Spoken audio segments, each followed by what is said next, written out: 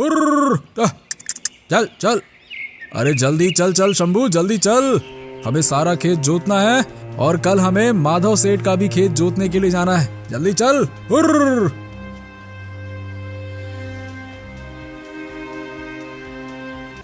नमस्कार दोस्तों, आज हम फिर लेके आए नया वीडियो में हम लेके आए हैं मनोरंजन कहानियाँ, हिंदी कहानियाँ, मोरल हिंदी कहानियाँ। आप लास्ट तक वीडियो जरूर देखें, मजा आएगा। कहानी बहुत अच्छी कहानी लेके आए हैं। आप अगर वीडियो पे हमारे चैनल पर पहली बार चैनल को सब्सक्राइब करो, लाइक करो, शेयर करो, कहानी देखो, एंजॉय करो। चलो स्टार्ट करते हैं।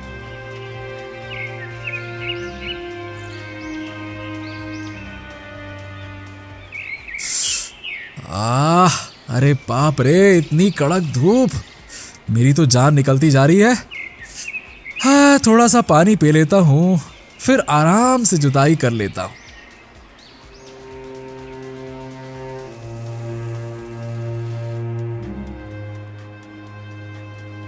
फिर बिरजू एक जगह पेड़ की छांव में बैठकर पानी पी लेता है। हाँ, हे भगवान, पानी पीने के बाद तो मेरा मन कुछ आराम करने को कह रहा है। ऐसा करता हूँ, कुछ देर आराम कर लेता हूँ, फिर अच्छे से जुताई कर लेता हूँ। बिरजू पानी पीकर उसी पेड़ की छांव के नीचे सो जाता है। तभी अचानक एक जहरीला सांप वहां आ जाता है और बिरजू के एक बैल को डस लेता है। तुरंत ही वो बैल मर जाता है।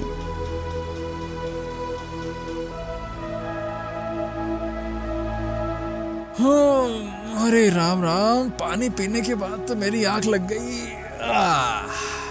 चलो, अब सारा खेत जोतना है।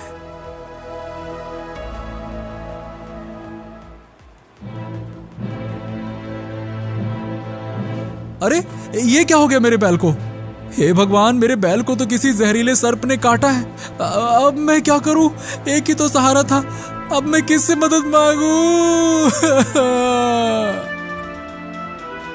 फिर बिरजू शंभू को बिलक बिलक कर रोने लगा।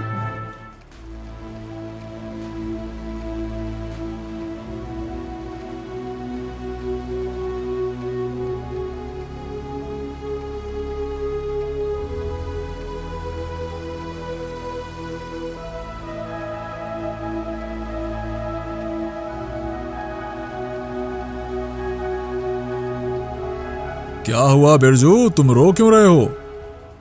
अरे क्या बताऊं माधव सेठ, कड़कती धूप से बचने के लिए जरा सा पेड़ के नीचे क्या बैठ गया, मेरी आंख लग गई। उसी वक्त एक जहरीले सांप ने आकर मेरे शंभू को डस लिया और जब मेरी आंख खुली तो मैं देखता हूँ कि शंभू मर चुका था। बताइए सेठ, अब मैं क्या करूं? भगवान ने मुझसे मेरे जीने का सहारा ही छीन लिया। घबराओ मत बिरजू, घबराओ मत, शांत हो जाओ। अब होनी को भला कौन टाल सकता है। मैं तुम्हें कुछ स्वर्ण मुद्राएं देता हूं, उन्हें बेचकर आज ही तुम एक नया बैल खरीद ले आओ, ठीक है? और कल से तुम्हारा जुताई का काम शुरू करो, ठीक? तुरंत ही माधव सेठ ने बिरजू को स्वर्ण मुद्रा से भरी एक पोटली दे दी।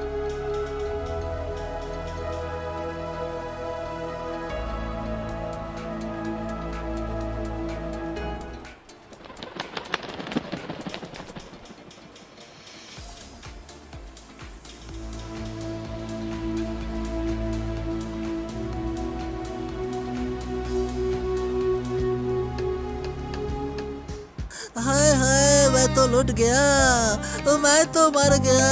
मैं क्या खाऊंगा और अपने बच्चों को क्या खिलाऊंगा? अरे ये सदानंद पेड़ के नीचे बैठकर रो क्यों रहा है? चलो जाकर देख लेता हूँ। क्या हुआ सदानंद, इतने जोर जोर से क्यों रो रहे हो? ऐसी कौन सी आफत आ गई तुम पर?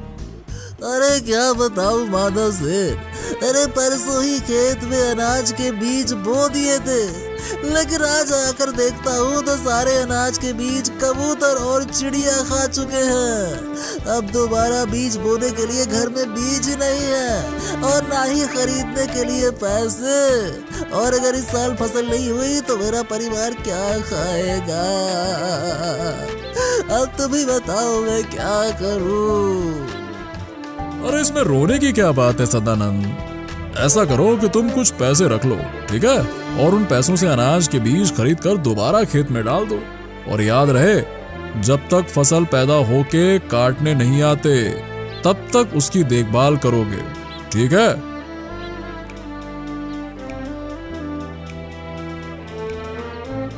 हाँ माधव सेठ, आपका मैं ये ऋण कभी नहीं भूलूंगा। अब मुझे कुछ समझ नहीं आया, इसीलिए मुझे रोना आया। मैं आपको सच्चे दिल से धन्यवाद देता हूँ। यह है माधव। गांव में लोग प्यार से उसे माधव सेठ कहते थे, क्योंकि उसका काम ही कुछ ऐसा था।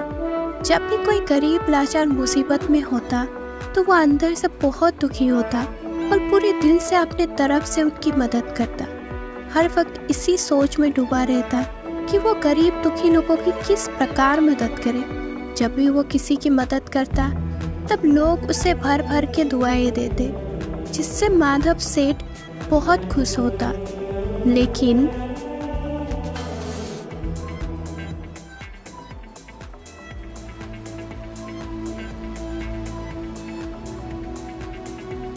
अरे सुना है कालू सेठ, वो गांव का माधव सेठ आजकल बहुत ही ज्यादा दान पुण्य कर रहा है।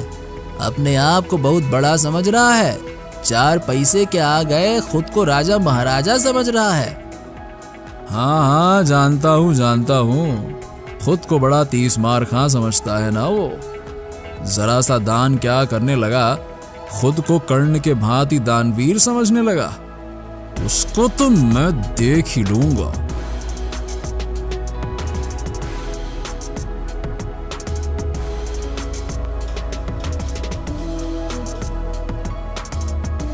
फिर कानू सेठ उस इलाके के डाकू गंगा सिंह को माधव सेठ को मारने की सुपारी दे दी।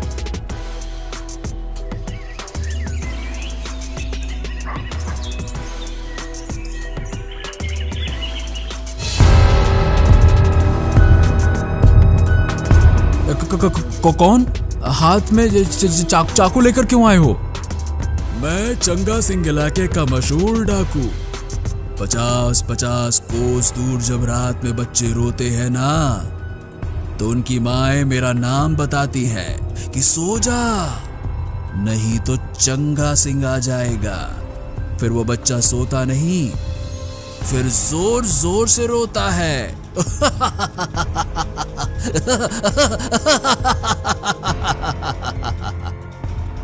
अरे चंगा सिंह, भला तुम मुझे ये सब बातें क्यों बता रहे हो? अरे अभी मर ही जाओगे तो मरने से पहले बता देता हूँ। दरअसल गांव के कालू सेठ ने तुम्हें मारने की सुपारी मुझे दी है।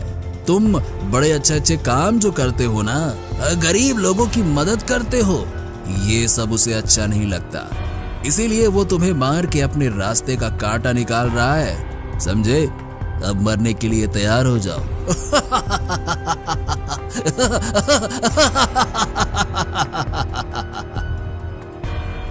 इतना सुनते ही माधव सेठ वहां से जी जान से भागता है, ये सोचकर कि आज उसका अंतिम दिन है। फिर माधव सेठ जंगल की ओर भागकर अंदर घने जंगल में जाकर एक पेड़ के पीछे छिपकर बैठ जाता है।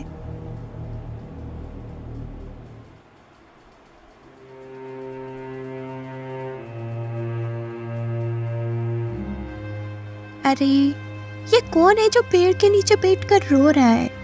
कोई मनुष्य बड़ी मुसीबत में लगता है। चलो चलो उसे जाकर रोने का कारण पूछती हूँ।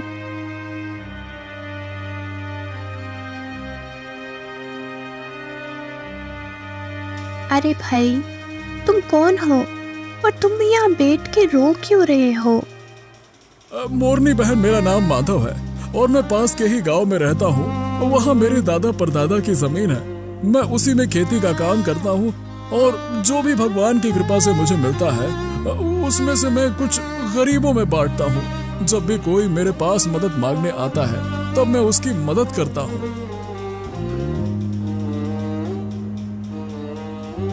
इस प्रकार माधव सेठ अपनी पूरी कहानी मोरनी को बताता है। माधव की ये बातें सुनकर मोरनी बहुत दुखी होती है। अरे माधव भैया, घबराने की कोई बात नहीं है। यहाँ से कुछ ही दूरी पर गगनगिरी पर्वत पर एक तपस्वी बाबा रहते। मैं तुमको वहाँ लेकर जाती हूँ। वो जरूर कुछ ना कुछ तो समस्या का हल निकाल ही देंगे।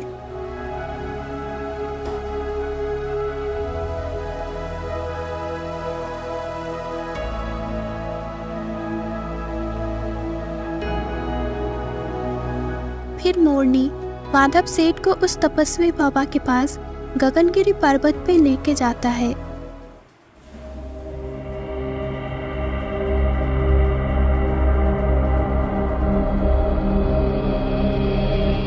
बाबा, आंखें खोलिए बाबा, आपके चरणों में एक मनुष्य सहायता मांगने के लिए आया है। उठिए बाबा, आंखें खोलिए बाबा।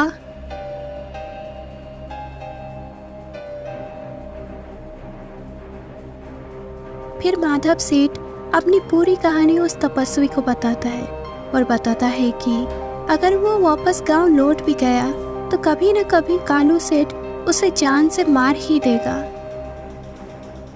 हे गुरुदेव, मेरा मार्गदर्शन करिए। मैं तो सच्चे मन से गरीबों की मदद करना चाहता हूँ, लेकिन समाज में कुछ ऐसे लोग हैं जो ऐसा करने से मुझे रोक रहे हैं। अब मैं क्या कर सकता हूँ? सुनो बेटा, भगवान हर मनुष्य को उसके कर्मों का फल देता ही देता है। जिसके नसीब में जो कुछ भी लिखा है वो उसे भुगतना ही पड़ता है, और जिन जिन को भी कुछ मिलने वाला है वो उन्हें मिल ही जाता है। अगर तुम्हें जरूरतमंदों की मदद करना ही है तो मैं तुम्हें एक वरदान देता हूं, जिससे कि तुम एक चमत्कारी तोते के रूप में बदल जाओगे। लेकिन याद रहे, इस काम में भी तुम्हें बहुत सारी कठिनाई आ सकती हैं। तुम्हें उनका सामना करना पड़ेगा। ऐसा कहकर तपस्वी उसे एक चमत्कारी तोते में बदल देता है। फिर वो चमत्कारी तोता तपस्वी का आशीर्वाद लेकर गांव की ओर निकल पड़ा।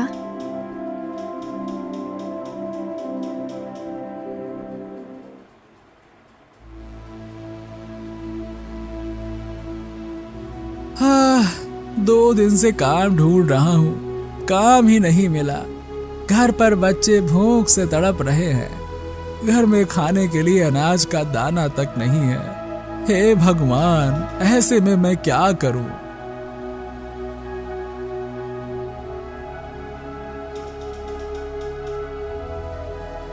ये बेचारा तो बहुत दुखी है, उसकी मदद करनी ही चाहिए।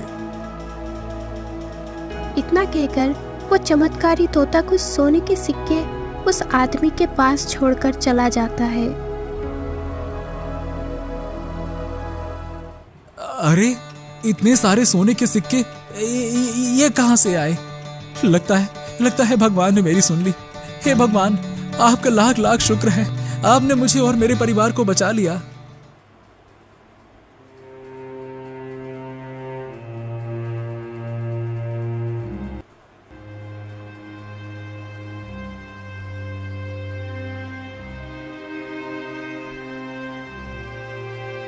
हे प्रभु, कुछ तो दया करो। आज भी एक भी मछली जाल में नहीं फंसी। अगर रोज रोज ऐसा हुआ तो मेरा परिवार मर जाएगा। अब आप ही कुछ मेरी मदद करो। तभी पेड़ पर बैठा चमत्कारी तोता ने बहुत सारी मछलियाँ और स्वर्ण मुद्राओं से भरा एक पोटली दे देता है। अरे वाह, ये तो चमत्कार हो गया। लगता है भगवान ने मेरी सुन ली। जल्दी से जाकर घर में बता देता हूँ।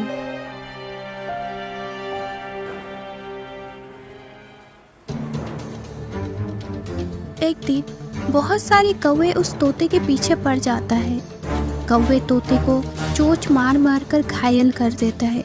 तोता आकाश में उड़ते उड़ते बहुत थक जाता है और एक खेत में जाकर गिर जाता है। पानी, पानी, पानी।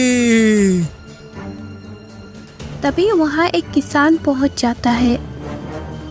अरे, ये तोता तो बहुत ही बुरी तरह से घायल हो गया है। मैं तुरंत ही उसे पानी पिला देता हूँ। फिर उस किसान ने उसे पानी पिलाया थोड़ी देर बाद वो चमत्कारी तोता स्वस्थ हो जाता है। चमत्कारी तोता उसे कुछ सोने के सिक्के देता है और वहाँ से वापस चला जाता है। लगता है ये कोई साधारण तोता नहीं है, ये तो कोई जादुई तोता है। काश ऐसा तोता मेरे पास भी होता। दिन रात काम करने की नौबत ही ना आती, सारी गरीबी एक पल में ही मिट जाती, फिर मैं जिंदगी भर आराम से बैठ जाता।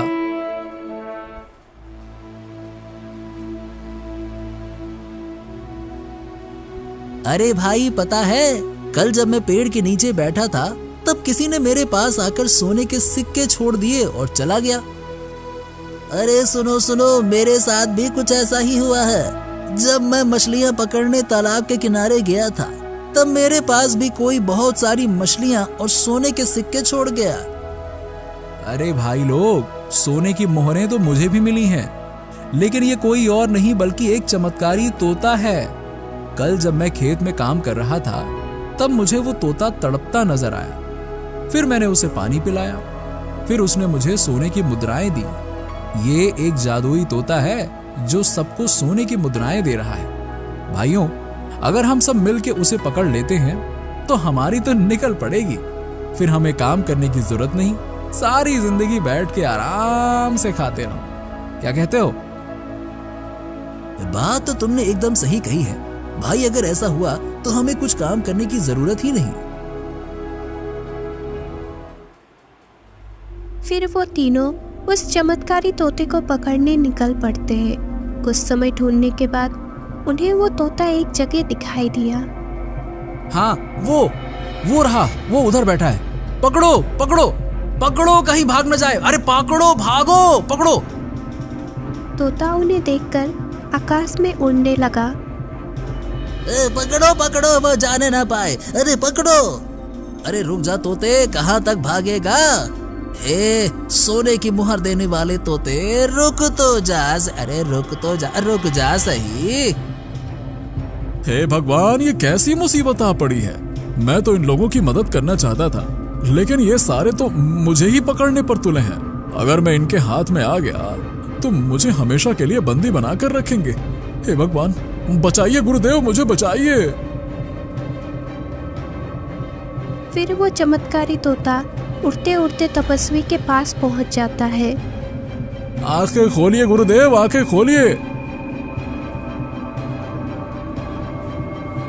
बताओ बेटा, तुम किस मुसीबत में पड़े हो? गुरुदेव, आपने तो उन लोगों से बचने के लिए मुझे चमत्कारी तोता बनाया। तोता बनने के बाद भी मैंने उनकी मदद करनी चाहिए, पर गुरुदेव उन लोगों के भीतर लालच भरा पड़ा है। ज्यादा लालच के चक्कर में मुझे ही कैद करने चल पड़े वो तो। देखा, मैंने तुम्हें पहले ही बता दिया था कि तुम्हें बहुत सारी मुसीबतों का सामना करना पड़ सकता है। रही दूसरी बात, तुम कोई भी किसी भी रूप में मनुष्य की सहायता करना चाहो तो लालच आ ही जाता है, क्योंकि इस धरती पर मनुष्य ही एक ऐसा प्राणी है जिसकी इच्छाएं कभी भी कम नहीं होती। अपनी इच्छाओं को पूर्ण करने के लिए कई बार मासूम लोगों को कष्ट पहुंचाता ही पहुंचाता है। इसीलिए जिस किसी भी मनुष्य के भाग्य में जो कुछ भी मिलना होता है वो उसे अपने आप मिल जाएगा।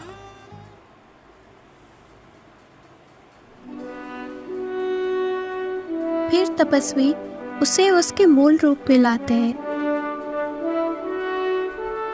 माधव सेठ अब समझ चुका था कि इस धरती पर जिस किसी के नसीब में जो कुछ भी लिखा है वो उसे मिल ही जाएगा। उसे चिंता करने की कोई बात नहीं है और उसे अपने कर्म करते रहना चाहिए। उसी दिन से माधव सेठ अपने घर वापस ना जाके तपस्वी के चरणों में सेवा। कैसी लगी कहानी? अच्छी लगी तो वीडियो को लाइक करो, शेयर करो और चैनल पर भी पहली बार तो वीडियो को लाइक कर दो और चैनल को भी सब्सक्राइब कर दो और बेल आइकन भी प्रेस कर दो ताकि अगला वीडियो आएगा तो सबसे पहले नोटिफिकेशन आपके पास हो। Thank you.